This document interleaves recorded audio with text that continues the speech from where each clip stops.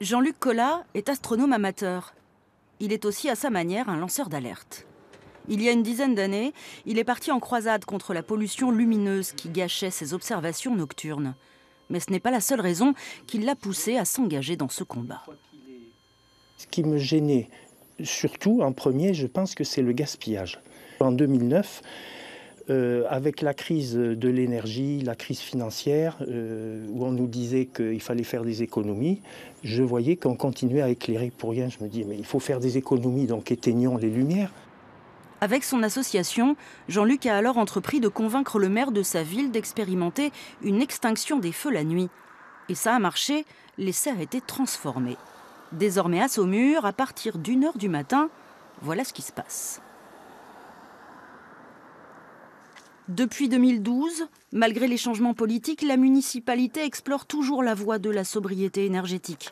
Elle module notamment l'intensité de son éclairage public, comme ici en centre-ville. Là, on est peu éclairé pour une place, mais finalement, après, c'est l'été, quand il y a beaucoup de monde, c'est l'éclairage des établissements, et c'est pas la peine de surallumer, mais ça suffit pour circuler.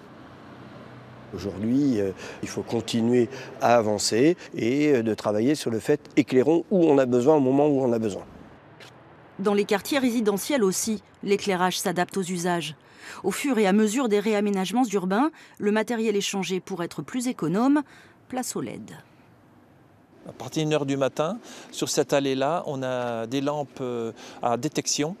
Au fur et à mesure que le piéton avance, les lampes s'allument et derrière, ça s'éteint.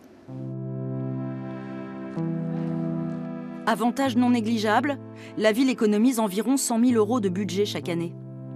De son côté, Jean-Luc réussit maintenant à capter des nébuleuses dignes d'un ciel de montagne.